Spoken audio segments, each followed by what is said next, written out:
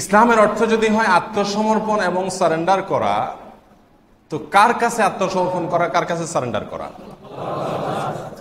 আল্লাহ সুবহানাহু ওয়া তাআলার কাছে। আমরা জানি আমাদের দেশে বিভিন্ন সময় নানা রকমের অপরাধীদের জন্য প্রশাসন এবং সরকার সুযোগ দিয়ে থাকেন আত্মসমর্পণের জন্য। তো সেখানে আত্মসমর্পণের জন্য একটা পয়েন্ট থাকে, একটা অথরিটি থাকে, তাদের কাছে গিয়ে নিজের সকল শক্তি, নিজের সকল অস্ত্র সবকিছু তাদের হাতে সঁপে দিয়ে আত্মসমর্পণ করা হয়। আমরা মুসলিম যারা পরিচয় দিচ্ছি, ইসলাম গ্রহণ করেছি মানে আত্মসমর্পণ করেছি, সারেন্ডার করেছি, নিজেকে সমর্পণ করেছি আল্লাহর কাছে। তো সেটার পদ্ধতি কি হবে? আল্লাহর কাছে সারেন্ডারের জন্য পদ্ধতিটা কি হবে? আত্মসমর্পণের পদ্ধতি হলো, আমাদের অনেকগুলো অস্ত্র আছে, প্রত্যেকেরই অনেকগুলো কি আছে? অস্ত্র আছে। এই অস্ত্রগুলোকে ব্যবহার করে ভালো কাজ করতে পারি, আবার খারাপ কাজও করতে পারি। আমাদের বিবেক এটা একটা অস্ত্র। আমাদের প্রতিটা অঙ্গ প্রত্যঙ্গ শরীরের, এগুলো প্রত্যেকটা এক একটি অস্ত্র। এই অস্ত্র দিয়ে হাত, মুখ, চোখ, কান, বিবেক, বুদ্ধি, এই সবগুলো দিয়ে আমরা চাইলে ভালো কাজ করতে পারি, আবার চাইলে খারাপ কাজও করতে পারি। এই সকল অস্ত্রগুলোকে আল্লাহর হাতে সঁপে দেওয়া, আল্লাহর সামনে সাবমিট করে দেওয়া এবং বলা, ইন্না সালাতি ওয়া নুসুকি ওয়া মাহইয়ায়া ওয়া মামাতি লিল্লাহি রাব্বিল আলামিন।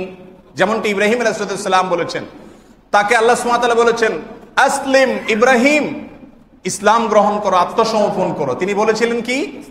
আসলামতু লিরাব্বিল আলামিন, রব্বুল আলামিনের জন্য আমি আত্মসমর্পণ করলাম। কুল, বলে দিন, ইন্না সালাতি, নিশ্চয়ই আমার সালাত, ওয়া নুসুকি, আমার হজ উমরা, ওয়া মাহইয়ায়া, আমার গোটা জীবন, ওয়া মামাতি, আমার গোটা মরণ, এই সব কিছু লিল্লাহি রাব্বিল আলামিন, রব্বুল আলামিনের জন্য সবকিছুকে আমি পেশ করে দিলাম। আল্লাহ, এই হাত আমি দিয়ে দিলাম। এখন আপনি যদি বলেন এই কাজ করো তো করব, যদি বলেন করিও না তাহলে করব না। আল্লাহ, এই চোখ আমার কাছে আছে, এটা আমার অস্ত্র, আমি চাইলে এটা দিয়ে খারাপ জায়গায় এটাকে ব্যবহার করতে পারি, চাইলে ভালো জায়গায় করতে পারি, কিন্তু আমি আপনার কাছে সমর্পণ করলাম। এখন আপনি বলেন আমি কি করব? আপনি যেটা বলবেন সেটা এই চোখ দিয়ে দেখব, আর যেটা বলবেন সেটা, যেটা নিষেধ করবেন সেটা দেখব না। এভাবে গোটা শরীর, মন, মস্তিষ্ক, বিবেক, বুদ্ধি, আপাদমস্তক, গোটা দেহকে, দেহের ভেতরকার রূহকে, প্রাণকে, আত্মাকে, বিবেককে, বুদ্ধিকে, চিন্তাকে, চেতনাকে, সবকিছুকে আল্লাহ সুবহানাহু ওয়া তাআলার নির্দেশের সামনে পেশ করা। কোরআন এবং হাদিস যেদিকে বলে আমি সেদিকে যাব, বলবে না আমি সেদিকে যাব না, এর নাম হলো আত্মসমর্পণ করা। বিষয়টা কি বুঝে আসছে? এখন আমরা কে কতখানি আত্মসমর্পণ করেছি সেটা আমরা প্রত্যেকে যার যারটা শেষে বলতে পারব। আমার নিজেকে আল্লাহ সুবহানাহু ওয়া তাআলার কাছে, আল্লাহর নির্দেশের সামনে আমি কতটা সমর্পণ করে দিয়েছি, আমার নিজের কোনো সে থাকবে না।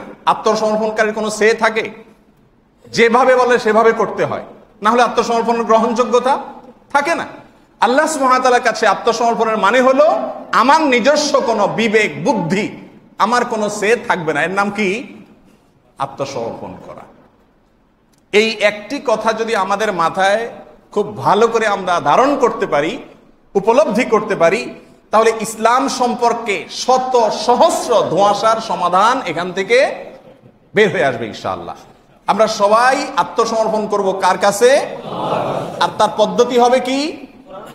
আমার গোটা দেহকে, আমার গোটা শক্তিকে, আমার সকল অস্ত্রকে আল্লাহ যেই পথে ব্যবহার করতে বলেছেন সেই পথে ব্যবহার করলাম।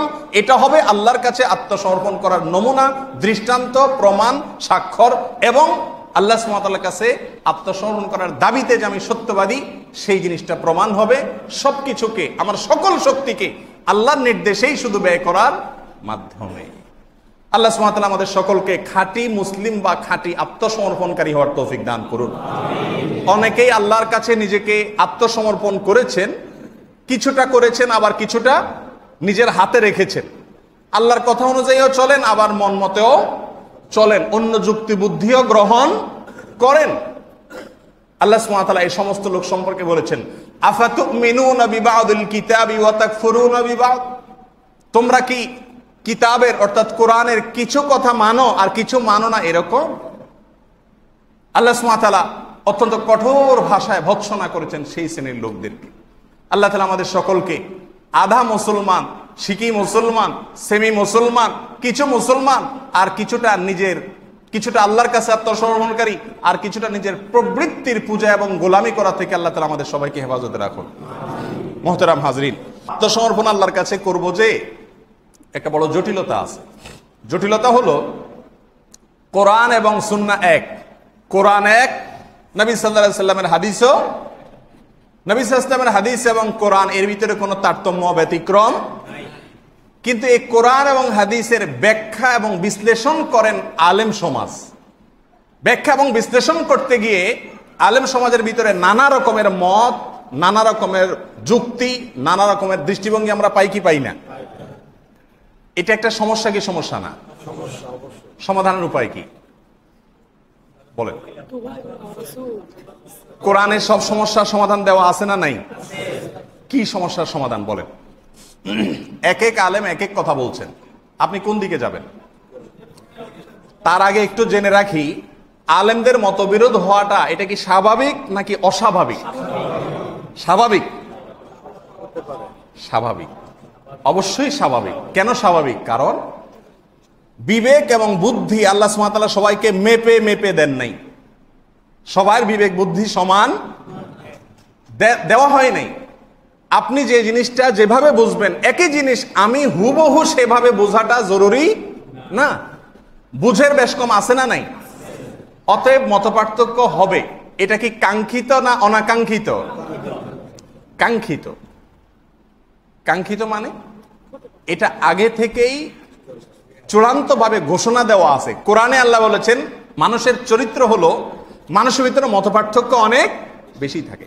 পৃথিবীতে এমন কোন ইস্যু পাবেন না যেই ইস্যুতে পৃথিবীর সব মানুষেরা বিজ্ঞানেরও সূত্রগুলো নিয়ে বিজ্ঞানীদের ভিতরে মতপার্থক্য আছে না নাই? সাহাবীদের ভিতরে একদল নবী সাল্লাল্লাহু আলাইহি সাল্লামের যুগে উনি পাঠাইছেন এক জায়গায়, তোমরা সেখানে গিয়ে আসর পড়বা। তারা রওনা দিছেন, পথিমধ্যে যেতে যেতে আসরের সময় শেষ হয়ে ভাব হয়ে গেছে।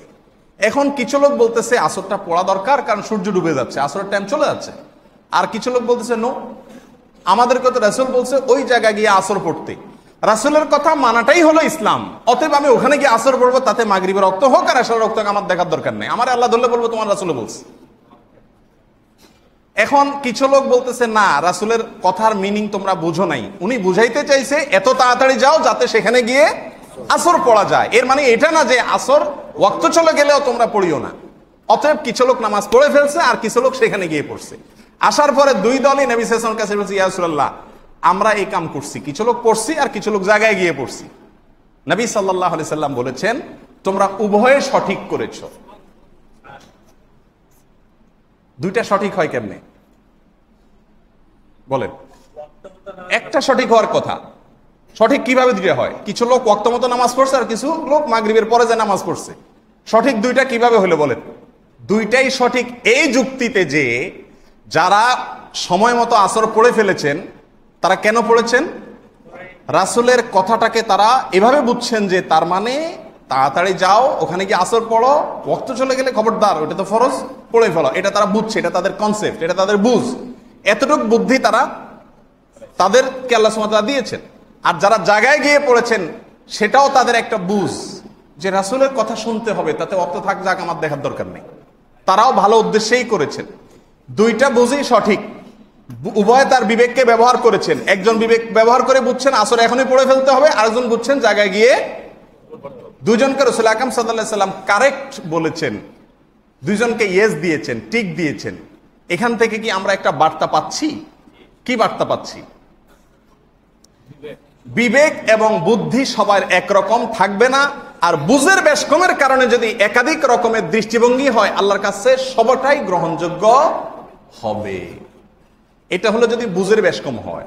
এখন এক এক আলেম এক এক কথা যখন বলে, আপনারা সাধারণ মানুষ কোথায় যাবেন? আচ্ছা আমি একটা প্রশ্ন করি, বাজারে সয়াবিন তেল কোনটা সবচাইতে ভালো বলেন? দুইটা আপনি একাই বলে ফেললেন, এবার বলেন, আপনারা বলেন সবাই। উনি বলেন রূপসাদা, এই যে আমাদের সদস্য বলছেন সানফ্লাওয়ার, কে বলছেন ফ্রেশ, কে বলছেন হ্যাঁ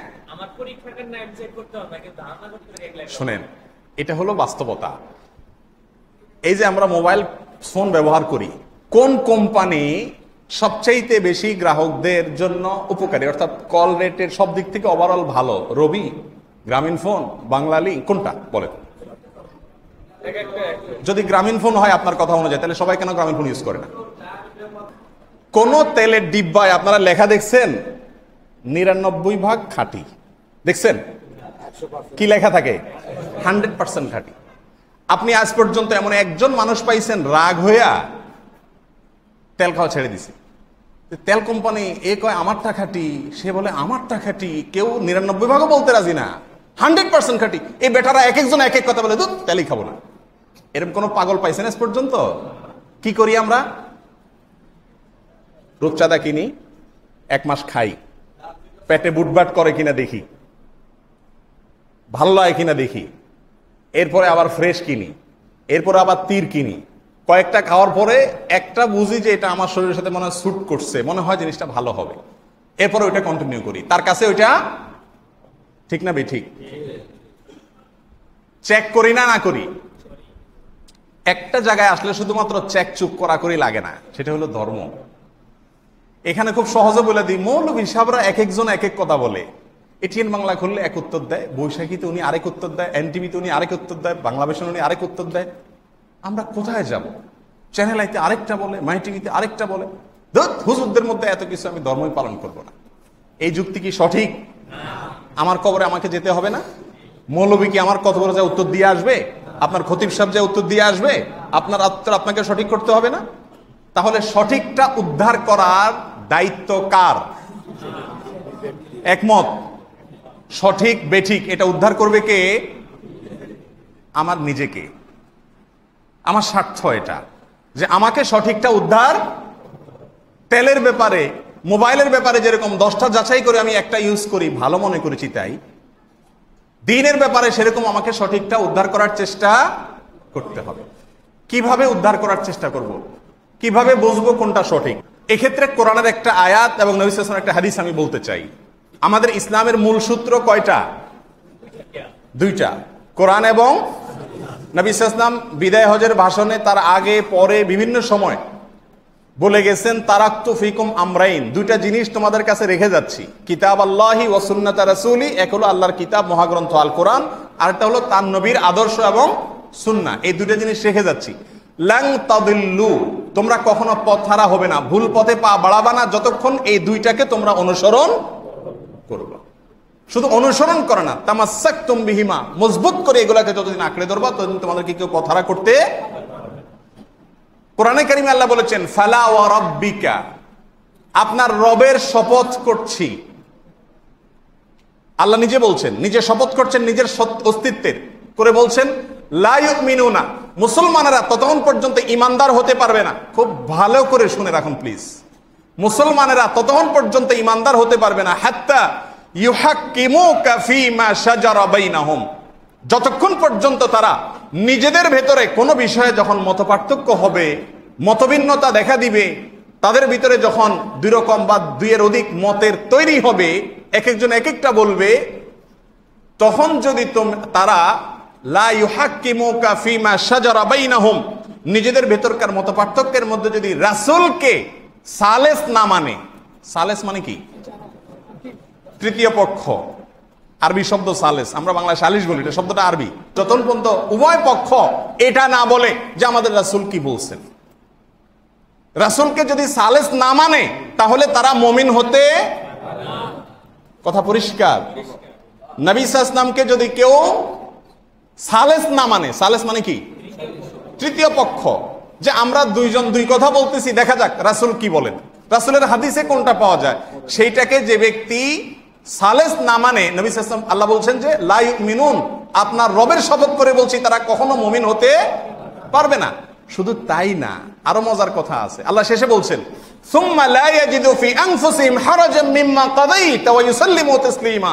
সুবহানাল্লাহ, আল্লাহ বলছেন, অনেক সময় আপনার সাথে আমার মতপার্থক্য হলো কোনো একটা মাসআলা নিয়ে, হলে আপনারটা সপক্ষে হাদিস পাওয়া গেল, কোরআনের আয়াত পাওয়া গেল, রাসূলের বক্তব্য পাওয়া গেল, রেফারেন্স পাওয়া গেল, আমারটার পক্ষে এভিডেন্স পাওয়া গেল না, তাহলে আমি আপনারটাকে যে মেনে নিলাম, এই মেনে নেওয়া দুই ধরনের আছে। একটা হলো যেহেতু হাদিস কোরআন আসছে, এখন তার কিছু বলার নাই, লজ্জা পড়ে গেলাম, খারাপ লাগতেছে যে আমার কথাটা প্রমাণ করা গেল না, এ হলো এক মেনে নেওয়া। আরেক মেনে নেওয়া হলো খুশি হওয়া যে আলহামদুলিল্লাহ আমি ভুল পথে ছিলাম, সঠিকটা পেয়ে গেছি আলহামদুলিল্লাহ, এটা হলো আরেক মেনে নেওয়া। আল্লাহ বলছেন সুম্মা লা ইয়াজিদু ফি আনফুসিহিম হারাজাম মিম্মা কাযাইত হে রাসূল, আপনার বক্তব্য, আপনার সিদ্ধান্তকে যারা মনের ভেতর কোনো প্রকার সংকীর্ণতা ছাড়া উদারতার সাথে যারা ওয়েলকাম করতে না পারবে, ততক্ষণ পর্যন্ত তারা মুমিন হতে ওয়া ইউসাল্লিমু তাসলিমা। এখানে আল্লাহ থামছেন না, আরো বলছেন ওয়া ইউসাল্লিমু তাসলিমা, যতক্ষণ পর্যন্ত তারা পরিপূর্ণরূপে মেনে না নেয় ততক্ষণ পর্যন্ত মুমিন হতে। কথা কি ক্লিয়ার? প্রিয় ভাইরা আমার, এগুলো একটা আয়াত। এবার আসেন হাদিস। নবী সাল্লাল্লাহু আলাইহি সাল্লাম বলেছেন ফাইন্নাহু মাইয়াশু মিনকুম বাদি, তোমাদের মধ্যে যারা আমার পরে পৃথিবীতে বেঁচে থাকবা, পরবর্তীতে আসবা, আমাকে দেখবা না, ফাসায়ারা ইখতিলাফান কাসীরা, তারা দেখবা বহু রকমের মতপার্থক্য মৌলভী সাহেবদের ভেতরে, বহু রকমের মতপার্থক্য, এক একজন বলে এক একটা। তখন তোমরা কি করবে? নবী সাল্লাল্লাহু আলাইহি ওয়াসাল্লাম বলেছেন ফালাইকুম বিসুন্নতি, তখন তোমাদের জন্য আবশ্যক হবে কি করা? আমার সুন্নতকে, আমি মুহাম্মদ সাল্লাল্লাহু আলাইহি ওয়াসাল্লাম কি করেছি সেটা খুঁজে বের করে ওইটাকে আঁকড়ে ধরা। ওয়া সুন্নাতিল খুলাফায়ে রাশিদিন আল মাহদিয়িন, আর চারজন হেদায়েত প্রাপ্ত ইসলামের চার খলিফা আবু বকর, ওমর, ওসমান, আলী, এই চারজন আমার প্রতিনিধি, আমার পরে খলিফা হয়েছেন, আমার পরে দায়িত্ব পালন করেছেন, আমার স্থলাভিষিক্ত নির্বাচিত হয়েছেন। এদের সুন্নতকে যদি তোমরা আঁকড়ে ধরো, তাহলে মতপার্থক্যের মধ্যে তুমি গোমরাহ বা পথহারা হবে না, তোমার রুট জাহান্নামের রুট হবে না, যদি তুমি আমার সুন্নতকে এবং খোলাফায়ে রাশেদা চার খলিফার সুন্নতকে কি করো? আঁকড়ে ধরো। এখানেই শেষ নয়, আল্লাহ নবী আরো বলছেন আদু আলাইহা বিন নওয়াজিস, মানির দাঁত দিয়ে এই সুন্নাহকে, আদর্শকে আঁকড়ে ধরো।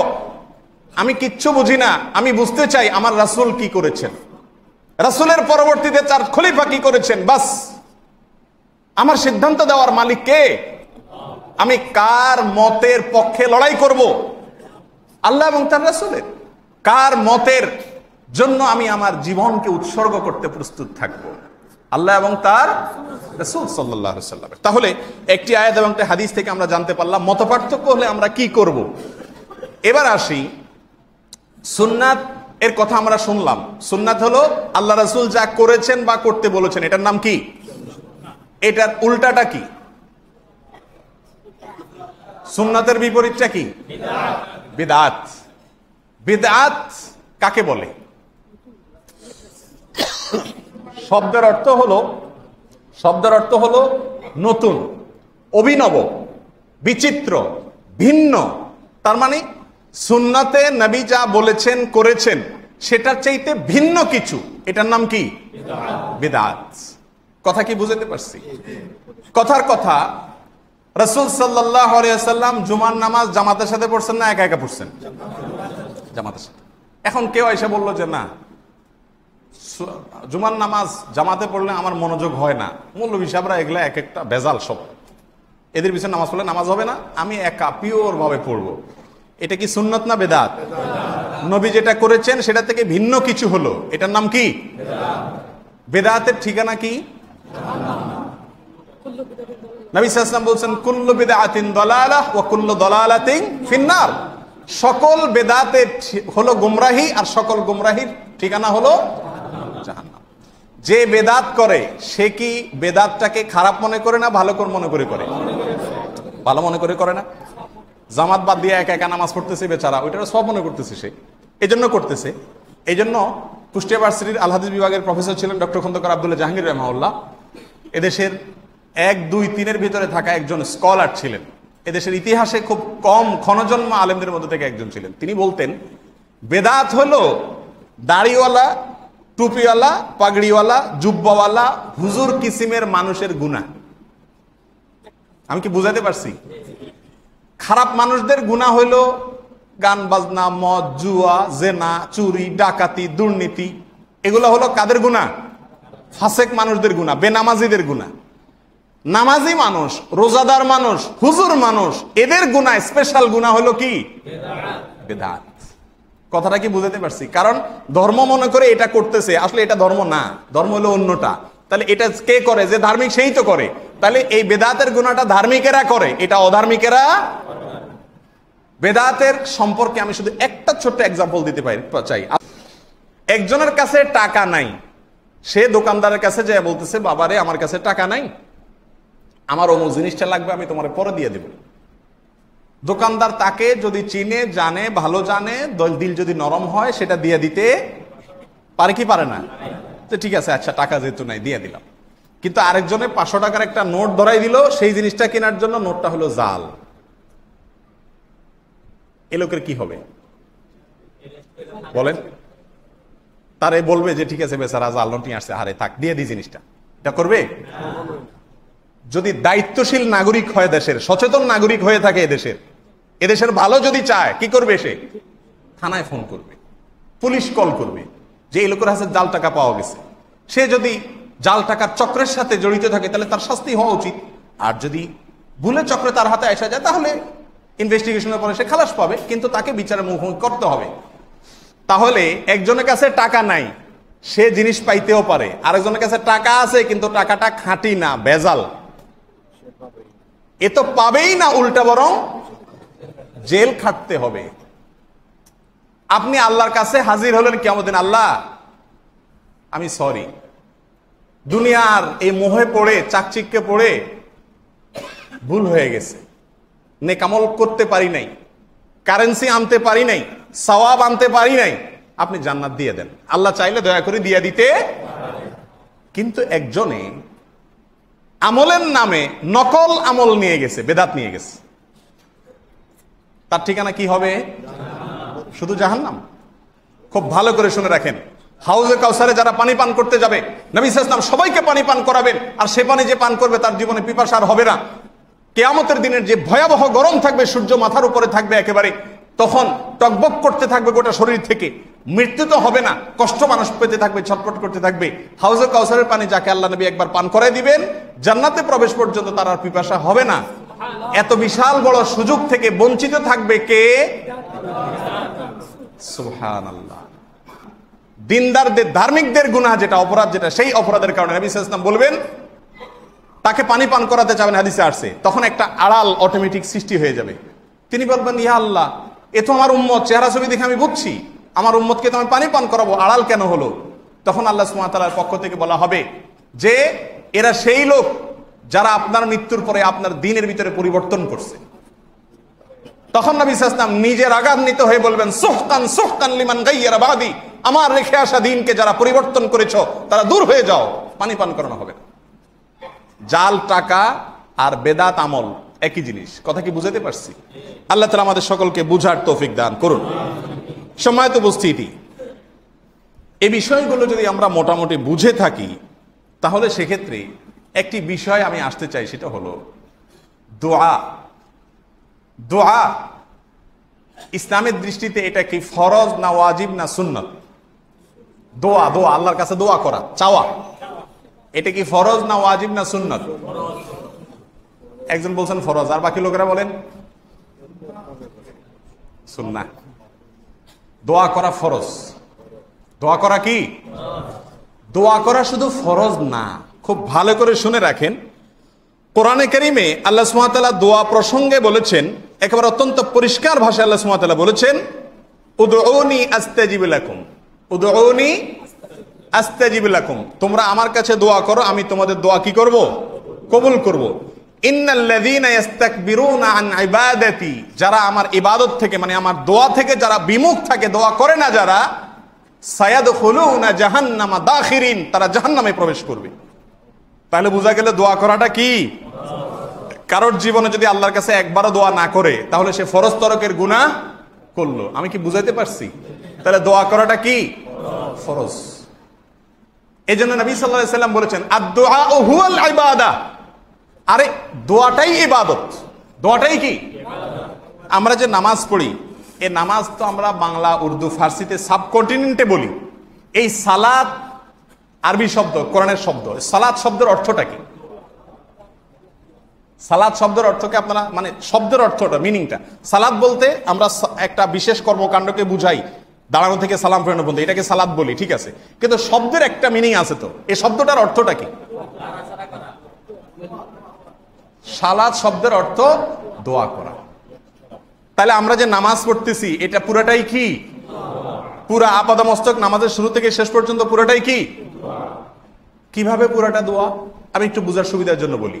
আমরা খাড়ানোর পরে আলহামদুলিল্লাহ রাব্বিল আলামিন আর রহমানির রহিম মালিকি ইয়াউমিদ্দিন ইয়্যাকা না'বুদু ওয়া ইয়্যাকা নাস্তাঈন, এই সবগুলো বলে আল্লাহ আপনার প্রশংসা, আপনি কিয়ামতের মালিক, আপনি এই সেই সব আল্লাহর প্রশংসা করি। এরপরে যা লাস্টে অ্যাপ্লিকেশনটা পেশ করি, ইহদিনাস সিরাতাল মুস্তাকিম। তাহলে নামাজের শুরুতে দাঁড়ায় আমি কি করতেছি? দোয়া। শুরুটা কি দিয়া হচ্ছে? দোয়া। বৈঠকে গিয়ে আপনি কি করতেছেন? আশহাদু আল্লা ইলাহা ইল্লাল্লাহ ওয়া আশহাদু আন্না মুহাম্মাদান আবদুহু ওয়া রাসূলুহু। তারও আগে বলেন আসসালামু আলাইনা ওয়া আলা ইবাদিল্লাহিস সালিহিন। আল্লাহ আমার প্রতি আর পৃথিবীতে যত ভালো মানুষ আছে সবার প্রতি আপনার শান্তি বর্ষিত হোক। দোয়া না দোয়া না? এরপরে আসেন সালাত দুরূদ যে পড়েন, আল্লাহুম্মা সাল্লি আলা মুহাম্মাদ ওয়া আলা আলি মুহাম্মাদ, আল্লাহুম্মা বারিক আলা মুহাম্মাদ ওয়া আলা আলি মুহাম্মাদ, সবটাকে আল্লাহ মুহাম্মদ প্রতি রহমত বর্ষণ করেন। দোয়া না দোয়া না? এরপরে দুরুদের পরে পড়েন দোয়া মাসুরা, আল্লাহুম্মা ইন্নী যালামতু নাফসি যুলমান কাসীরা, আল্লাহ অনেক জুলুম করেছি নিজের উপরে, ফাগফিরলি মাগফিরাতাম মিন ইনদিক, আপনি ক্ষমা করে দিন আপনার পক্ষ হতে, ফাইন্নাহু লা ইয়াগফিরুয যুনুবা ইল্লা আনতা, কারণ আপনি ছাড়া কেউ মাফ করতে পারে না। দোয়া না দোয়া না? এরপরে আসেন শেষে যে বলছেন আসসালামু আলাইকুম ওয়া রাহমাতুল্লাহ, মানে কি? আপনার প্রতি শান্তি বর্ষিত হোক। দোয়া না দোয়া না? এরপর আবার সালাম ফিরে বলছেন আসসালামু আলাইকুম ওয়া রাহমাতুল্লাহ, আপনার প্রতি শান্তি বর্ষিত হোক। দোয়া না দোয়া না? নামাজের শুরু থেকে শেষ পর্যন্ত সবটুকু যে দোয়া, এটা কি বোঝা গেছে? পরিষ্কার হয়েছে? পুরা নামাজের শুরু থেকে শেষ পর্যন্ত সবটুকু কি? দোয়া। এজন্য সালাত শব্দের অর্থই হলো কি? সালাতের টোটাল আয়োজনটাই হলো কিসের জন্য? আল্লাহর কাছে চাওয়ার জন্য, প্রার্থনা করার জন্য। তাহলে দোয়ার গুরুত্ব আমরা বুঝলাম। আল্লাহ পরিষ্কার ভাবে ফরজ করেছেন, অর্ডার, তোমরা আমার কাছে দোয়া করো। যদি দোয়া করতে অহমিকা দেখাও, না করো দোয়া, তাহলে জাহান্নামে যাওয়া। তাহলে দোয়া করা এটা কি? ফরজ। এ ব্যাপারে কোনো সন্দেহের অবকাশ। এই জন্য ইসলামের সমস্ত আয়োজন হয়েছে কিসের জন্য? দোয়ার জন্য। কিন্তু আমরা দোয়া কিভাবে করব, সেই পদ্ধতিটা কোত্থেকে নেব? ওই যে শুরুতে কথা ছিল, কোরআন থেকে এবং রাসূলের সুন্নাহ থেকে আমরা নেব পদ্ধতি। ইবাদত কিভাবে করব সেই পদ্ধতি কে বলবে? মুহাম্মদ সাল্লাল্লাহু আলাইহি সাল্লাম বলবে।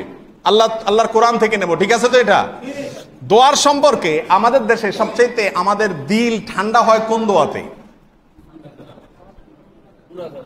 কোন মুনাজাতে? বিশেষ কিছু মুনাজাত আছে, এগুলোর পরে আমাদের একটা তৃপ্তি চলে আসে। সেটা কোনটা বলেন? যেই নামাজে, যেই মুনাজাতে যিনি মুনাজাত করছেন তিনি এত সুন্দর করে মুনাজাত করলেন যে তার সুললিত কণ্ঠে, তার আবেগ ঘন দোয়ায় আমাদের চোখের পানিতে বুক ভেসে গেছে, সবাইকে কাঁদায় দিতে পারছেন।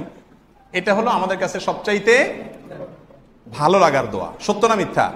এই দোয়াটা আমাদের হার্ট টাচ করে কি করে না? এবার আসেন দোয়া, ওই যে আগে কিন্তু বলে নিছেন ইসলাম মানে আত্মসমর্পণ। কার কাছে? আমার কাছে। কার কাছে?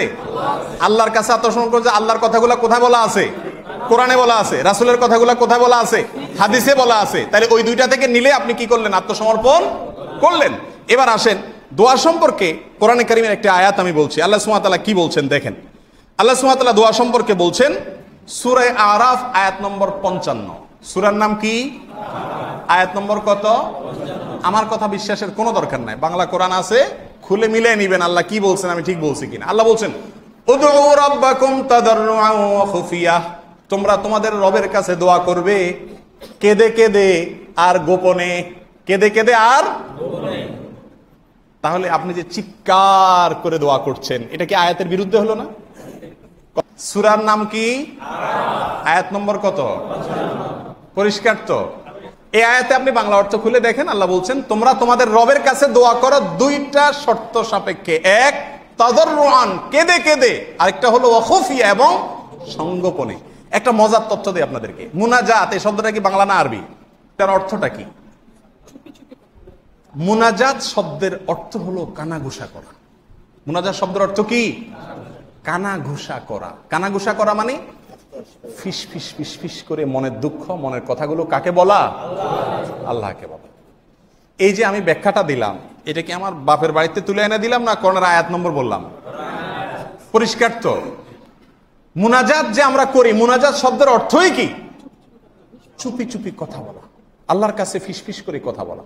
বলে তাহলে কি জোরে বলা যাবে না? অবশ্যই যাবে, জোরে বলা যাবে। আপনার কখনো আবেগ এসে গেছে, জজবা এসে গেছে, আল্লাহর কাছে কেঁদে দিলেন, আওয়াজ হয়ে গেছে, এটাতে কোনো দোষের কিছু। আর কিছু কিছু দোয়াতে নবী সাল্লাল্লাহু আলাইহি ওয়াসাল্লাম সবাইকে নিয়ে একসাথে দোয়া করছেন, সেখানে চিৎকার আওয়াজ করছেন, কেঁদেছেন সবাই, সেটা ভিন্ন আছে। কিন্তু বেসিক সাধারণ নিয়ম হলো দোয়াটা হবে আল্লাহর কাছে ফিসফিস করে মনের দুঃখটা কি করা, সাবমিট করা, অ্যাপ্লিকেশন করা। এটা হলো কি দোয়া। তাহলে মুনাজাতের দোয়ার একটা পদ্ধতি হলো চুপি চুপি করা, এটা তো ক্লিয়ার নাকি? এরপরে আসেন এ সম্পর্কে বুখারী মুসলিমের একটা হাদিস বলি। নবী সাল্লাল্লাহু আলাইহি ওয়াসাল্লাম বলেছেন, ইয়া আইয়ুহান নাস, হে লোক সকল, আরবিউ আলা আনফুসিকুম, তোমরা নিজের প্রতি নিজে দয়া করো। নিজের প্রতি নিজে। কিছু লোক জোরে জোরে দোয়া করতেছিল, খুব চিৎকার করে করে। রাসূল সাল্লাল্লাহু আলাইহি ওয়াসাল্লাম তখন বললেন এই কথাটা, হাদিসটা কোথায় আছে? বুখারী এবং মুসলিমে। নবী সাল্লাল্লাহু আলাইহি ওয়াসাল্লাম বলেছেন, আরবিউ আলা আনফুসিকুম, তোমরা নিজেদের প্রতি নিজেরা দয়া করো, নিজের প্রতি নিজে অবিচার করো না। এত জোরে জোরে বলে হার্ট অ্যাটাকের সম্ভাবনা যেন না হয়, যাতে তোমার গলা ভেঙে না যায়, এরকম জোরে চিৎকার করে আল্লাহকে ডেকো না। কেন? ফাইন্নাকুম লা তাদউনা আসাম্মা ওয়ালা গায়বা, তোমরা যে রবকে ডাকছো সে রব বধিরও না, আবার অনুপস্থিত না।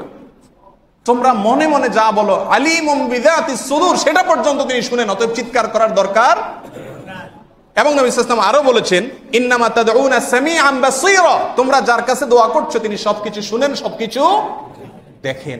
এরকম এক সত্তাকে দোয়া, অতএব জোর করার দরকার নেই। এই আয়াত এবং হাদিস থেকে বোঝা গেল দোয়া চুপে চুপে আস্তে আস্তে করা কি। কিন্তু আমাদের তো ভালো লাগে না, আল্লাহ বলতেছেন দোয়া করো চুপে চুপে, আমাদের মনে চায় কি চিল্লায় ফেলাইলে তখন আমাদের ভালো লাগে। তাহলে কি আল্লাহর কথাটাকে আমরা আমলে আনলাম? আত্মসমর্পণ হইলো? এবার আসেন পাঁচ ওয়াক্ত নামাজের পরে দোয়া নিয়ে আমরা গত জুমায় একটা কথা বলেছিলাম, তার আগে বিভিন্ন সময় বলেছিলাম। আমরা বলেছিলাম যে আসলে দোয়াটা আমরা যার যার মতো করা দরকার। আমরা চাই এটা আস্তে আস্তে মসজিদ থেকে উঠে যাক, সম্মিলিত মুনাজাত। দোয়া না, দোয়া যদি উঠে দিতে চায়, দোয়াই যদি বাদ দেয় তো মুসলমানই না। সম্মিলিত ট্র্যাডিশনাল দোয়া বুঝেন? ইমাম সাহেব উঠালো আপনি উঠালেন, ইমাম সাহেব না আপনি নামালেন, কি কইছে আপনিও জানেন না, কিচ্ছু বুঝেন না। একজন নামাজে দেরিয়েছে, পাশ থেকে কোন মারে ঠেলা মারে, এই হুজুর নামাই ফেলছে বা তুই নামা। এরকম হয় কি হয় না? এর মানে হলো কি, দোয়া মানে চাওয়া, কি চাইছেন আপনি নিজেই জানেন না, এটা কি দোয়া? এটা তো দোয়া না। তো এই ট্র্যাডিশনাল দোয়ার ব্যাপারে আমি বলেছিলাম, পাঁচ ওয়াক্ত নামাজের পরে আমরা যে সম্মিলিত মুনাজাত করি, সারা দেশের বেশিরভাগ মসজিদে হয়। এই সম্মিলিত মুনাজাত ইমামের সাথে নামাজের পরে সালাম তোলার পরে হাত তোলা, ইমাম সাহেব যা সাহেব বললেন না বললেন, এরপর সবাই মিলে হাত নামানো, এই সম্মিলিত মুনাজাত। এটা ইসলামী শরিয়াতে এটার অবস্থানটা কোথায়? এই প্রসঙ্গে আমি দু তিনটা কথা বলতে চাই। প্রথম কথা হলো, সালাতের পরে পাঁচ ওয়াক্ত নামাজ আমরা একা পড়তেছি না মুহাম্মদ রাসূলুল্লাহ পড়ছেন? কয় বছর ইমামতি করে পড়াইছেন তিনি বলেন? মদিনায় আসার পরে প্রকাশ্যে জামাতের সাথে নামাজ হয়েছে, সেটা কত বছর? 10 বছর। মদিনায় আসার পর রাসূল বেঁচে ছিলেন কত বছর? তিনি কোন মসজিদে ইমামতি করতেন? মদিনার মসজিদে নববীতে। তার মৃত্যুর পরে দায়িত্ব নিয়েছেন আবু বকর, আবু বকরের মৃত্যুর পরে দায়িত্ব নিয়েছেন, তার মৃত্যুর পরে স্থলাভিষিক্ত হয়েছেন, তার মৃত্যুর পরে স্থলাভিষিক্ত হয়েছেন। এই চারজন মিলে কত বছর বেঁচে ছিলেন? 30 বছর। রাসূলের 10 বছর, ওনাদের 30 বছর, মোট কত বছর হলো? এই 40 বছর ওনারা ইমামতি করছেন না করেন নাই? করছেন। তাদের ইমামতিতে তারা নামাজের পরে মুসল্লিদেরকে নিয়ে এভাবে আমাদের মতো হাত তুলে সবাইকে নিয়ে দোয়া করেছেন। এরকম যদি একটি হাদিস সারা বাংলাদেশের পূর্ব থেকে পশ্চিম, উত্তর থেকে দক্ষিণ সমস্ত মাদ্রাসাগুলা ঘেটে যদি বের করতে পারেন, আমি আপনাদের কাছে ক্ষমা চাইব। সামনের সপ্তাহে আমি ক্ষমা চাইব যে আমি ভুল তথ্য দেওয়ার কারণে আমি ক্ষমা প্রার্থী, এবং আমি আমার ভুল স্বীকার করে নিব। আমার কথাটা কি পরিষ্কার? পুরা পরিষ্কার হয় নাই। আবারও বলছি, মুহাম্মদ সাল্লাল্লাহু আলাইহি সাল্লামের উম্মত আমরা নাকি? না আহমদুল্লাহর উম্মত? আহমদ শফি সাহেবের উম্মত? কোন আলেমের উম্মত? বাইতুল মুকাররমের ইমাম সাহেবের উম্মত? মদিনা মক্কার ইমাম সাহেবদের উম্মত? তারাও আমাদের মতো মানুষ। আমরা সবাই মিলে উম্মত কার? মুহাম্মদ সাল্লাল্লাহু আলাইহি সাল্লামের। আল্লাহ তাআলা ইসলাম ফলো করতে বলছে কাকে দেখে? মুহাম্মদ সাল্লাল্লাহু আলাইহি সাল্লাম 10 বছর ইমামতি করেছেন, তারপরে তার 4 খলিফা 30 বছর ইমামতি করেছেন। এই 40 বছরে একবারের জন্য মুসল্লিদেরকে সাথে নিয়ে নামাজের পরে সালাম ফেরানোর পরে হাত তুলে সবাইকে নিয়ে আমরা যেভাবে করি এইভাবে দোয়া করেছেন। একটি বারের জন্য যদি প্রমাণ করতে পারেন, আমি খুব পরিষ্কার ভাষা বলে দিলাম, একটি হাদিস নিয়ে আসেন। এখন তো সব বাংলা হয়ে গেছে, লুকানোর কিছু নেই, সবাই যাচাই করতে পারবেন। আমি বিনয়ের সাথে বলে রাখি, কোথাও নেই। বলে তাহলে কি মুনাজাত করা যাবে না? ওই যে শুরুতে আসতে হবে, ভুল বুঝলে হবে না। মুনাজাত না করলে তো ইমানই থাকবে না, দোয়া না করলে তো ইমানই থাকবে না, দোয়া তো অবশ্যই করতে হবে। নবী সাল্লাল্লাহু আলাইহি সাল্লাম নামাজের পরে বিভিন্ন দোয়া করছেন, কিন্তু সে দোয়াগুলা ছিল মুখে, সে দোয়াগুলো ছিল কিসে? বলে তাহলে কি একত্রে দোয়া করতে পারবেন? অবশ্যই পারবেন। পারবেন না বলছে কি? 2-3 সময় একত্রে দোয়া করতে পারবেন। এক, অনাবৃষ্টির সমস্যা হয় মাঝে মধ্যে, অনাবৃষ্টি থেকে দূর করার জন্য আল্লাহর কাছে 2 হাত তুলে সবাইকে নিয়ে নবী সাল্লাল্লাহু আলাইহি ওয়াসাল্লাম ইস্তিসকার নামাজ পড়েছেন এবং সবাইকে নিয়ে নামাজের পরে একসাথে হাত তুলে দোয়া করছেন। তাহলে নবী সাল্লাল্লাহু আলাইহি ওয়াসাল্লাম সবাইকে নিয়ে একসাথে হাত তুলে দোয়া করছেন, সেটা কোথায়? বৃষ্টি প্রার্থনার নামাজে। আলা আল হাদরামি নামে একজন সাহাবী আছে, একবার সফরে আসতেছিলেন, পথে কোথাও তাদের সব জিনিসপত্র হারায় গেছে, ঘোড়া টোড়া সব হারায় গেছে। ফজরের পরে তারা দেখছেন হায় হায়, মরুভূমিতে এখন তো মরা ছাড়া উপায় নাই, কিচ্ছু নাই, কোথায় যাব, কিভাবে যাব? 2 হাত তুলে ফজরের পর থেকে সূর্য ওঠা পর্যন্ত সবাই মিলে একসাথে দোয়া করেছেন। এই যে এটা কিন্তু নামাজের পরে, নামাজের পরে সাহাবী সবাইকে নিয়ে একসাথে হাত তুলে দোয়া করছেন, এটা প্রমাণিত। কিন্তু সেটা ছিল সবার একটা কমন সমস্যা যখন তখন। এখন আমাদের দেশে কোনো দুর্যোগ দেখা দিচ্ছে, কোনো বিপদ দেখা দিচ্ছে, আল্লাহ না করুক, আমরা আমাদের দেশের জন্য, আমাদের সমাজের জন্য সবাই মিলে একসাথে যদি কখনো দোয়া করি, সেই দোয়া নিষেধ না। কথা কি বুঝতে পারছেন? আর একা একা আপনার নামাজের পরে দোয়া কবুল হয়। ভালো করে শুনবেন, নামাজের পরে কি কবুল হয়? নবী সাল্লাল্লাহু আলাইহি ওয়াসাল্লাম বলছেন নামাজের পরে কি কবুল হয়? দোয়া কবুল হয়। সেই জন্য আপনি নামাজের পরে যদি হাত তুলে আল্লাহর কাছে দোয়া চান, তাতেও কোনো অসুবিধা। কথা কি পরিষ্কার? কিন্তু ট্র্যাডিশনাল দোয়া, ট্র্যাডিশনাল মানে কি? ইমাম সাহেব উঠালো, আপনারা সাথে উঠালেন, ইমাম সাহেব নামাইলো, আপনারা সাথে নামাইলেন। আপনার বাপ ক্যান্সারে আক্রান্ত, আপনার মনে সেই ব্যথা, আর ইমাম সাহেব বলতেছে আল্লাহ আল্লাহ আমাদের ব্যবসা বাণিজ্যে উন্নতি দেন। আপনার বাপের ক্যান্সারে মরে, আর ইমাম সাহেব কয় আল্লাহ আমাদের ব্যবসা বাণিজ্যে কি দেন? কারণ সে তো আপনার মনের দুঃখটা জানে না। এই যে ট্র্যাডিশনাল দোয়া, আবারও বলছি ভালো করে বুঝবেন, নবী সাল্লাল্লাহু আলাইহি সাল্লাম 5 ওয়াক্ত নামাজের পরে সাহাবীদের নিয়ে একত্রে সম্মিলিত হাত তুলে সবাইকে নিয়ে মুনাজাত করছেন বলে কোনো একটি হাদিস দ্বারা প্রমাণিত না। মুহাম্মদ সাল্লাল্লাহু আলাইহি ওয়াসাল্লাম কি করছেন সেটা আমি আপনাদের বললাম। এখন আপনারা কি করবেন সেই দায়িত্ব আপনাদের। আপনাদেরকে আমি বললাম রাসূল সাল্লাল্লাহু আলাইহি ওয়াসাল্লাম কি করছেন না করছেন। কোরআনে একটা আয়াত বলি এবং মেহেরবানি করে আয়াত নম্বরটা আল্লাহর ওয়াস্তে একটু কোট করেন। সূরা নিসা আয়াত নম্বর 103। সূরার নাম কি? আয়াত নম্বর কত? আল্লাহ সুবহানাহু ওয়া তাআলা সেই সূরাতে সেই আয়াতে বলছেন ফাইদা কাদাইতুমুস সালাহ, যখন তোমরা নামাজ শেষ করো, খুব ভালো করে শুনেন, যখন তোমরা নামাজ শেষ করো, ফাযকুরুল্লাহা কিয়ামান ওয়া কুউদান ওয়া আলা জুনুবিকুম, দাঁড়িয়ে বসে শুয়ে যে যেভাবে পারো নামাজ শেষ করার পরে আল্লাহর জিকির করো। কি করো? আমাদের নবী সাল্লাল্লাহু আলাইহি ওয়াসাল্লাম সালাম ফেরানোর পরে অনেক সময় ধরে বিভিন্ন রকমের দোয়া পড়তেন। তার ভিতরে 2টা দোয়ার একটা হলো, তিনি মুআজ ইবনে জাবাল রাদিয়াল্লাহু আনহুকে বলছেন তুমি দোয়া পড়বা আল্লাহুম্মা আইন্নি আলা যিকরিকা ওয়া শুকরিকা ওয়া হুসনি ইবাদাতিক, প্রত্যেক নামাজের পরে এভাবে আল্লাহর কাছে দোয়া করবা। এবং তিনি নিজে আল্লাহর কাছে দোয়া করতেন রব্বি কিনি আযাবাকা ইয়াওমা তুবআসু ইবাদুক, আল্লাহ আপনার বান্দারা যেদিন উঠবে সেদিন আপনার আযাব থেকে আমাকে বাঁচাইন। এই যে দোয়া নামাজের পরে কে করছেন? রাসূল করেছেন। কিন্তু এই দোয়াগুলোতে আপনারা খেয়াল করবেন এক বচন ব্যবহার করা হয়েছে, আমাকে। সবাইকে নিয়ে যদি করা হতো তাহলে বহু বচন হইতো। আপনারা নামাজ সালাম ফেরানোর পরে কি পড়েন বলেন তো? সালাম ফেরানোর পরে কি পড়েন? আস্তাগফিরুল্লাহ, আস্তাগফিরুল্লাহ, আস্তাগফিরুল্লাহ। এটা রাসূল সাল্লাল্লাহু আলাইহি ওয়াসাল্লাম করতেন, এটা সুন্নাত। আস্তাগফিরুল্লাহ মানে কি? আমি আল্লাহর কাছে ক্ষমা চাই। এটা কি এক বছর না বহু বছর? যদি নবী সাল্লাল্লাহু আলাইহি ওয়াসাল্লাম সবাইকে নিয়ে করতেন তাহলে কি বলতেন? নাস্তাগফিরুল্লাহ, মানে আল্লাহ আমাদের সবাইকে ক্ষমা করুন। বহু বচন ব্যবহার করতেন। তার মানে সবাই যার যার মতো কি পড়ি? আমরা ইস্তেগফার করি। তাহলে নামাজের পরে অনেকগুলো দোয়া আছে, অনেকগুলো জিকির আছে, কিন্তু সেগুলো সবাই যার যার মতো করে করবে। যদি এখন আপনাদের একটা প্রশ্ন থাকতে পারে, যদি সবাই একত্রে করে কোনো সমস্যা আছে? ওই যে ইবাদতকে রাসূল যেভাবে করতে বলছেন অন্য পদ্ধতিতে যদি করেন সেটার নাম কি হবে? এখন আপনার 2টি প্রশ্ন। এক হলো যে দোয়া রাসূল বলছেন নামাজের পরে দোয়া কবুল হয়, তো সবাই মিলে করলে ভালো না? আমার প্রশ্ন, দোয়া কবুলের অনেকগুলো জায়গা আছে, আরাফাতের ময়দান দোয়া কবুলের সবচেয়ে শ্রেষ্ঠ জায়গা, সেখানে কি একত্রে দোয়া করেন না যার যার মতো করেন? ভালো করে জবাব দেন। কিন্তু আরাফাতের ময়দানে জোহর থেকে মাগরিব পর্যন্ত হাজী সাহেবরা যে দোয়া করে সবাই একত্রে করে না যার যারটা শেষে করে? যার যারটা শেষে করে। তাওয়াফের সময় দোয়া কবুল হয় না? একত্রে করেন না আলাদা আলাদা করেন? সাফা মারওয়া সাইর সময় সাফা মারওয়া দাঁড়িয়ে দোয়া কবুল হয় না হয় না? একত্র করেন না আলাদা আলাদা করেন? শুক্রবারে আসরের পরে দোয়া কবুল হয়, একত্র করেন না আলাদা আলাদা করেন? ভোর রাত্রে দোয়া কবুল হয় তাহাজ্জুদের সময়, একত্র করেন না আলাদা আলাদা করেন? দোয়া কবুলের জায়গাগুলোতে আমরা প্রত্যেকে যার যার কাছে আল্লাহর কাছে কি করি? দোয়া চাই।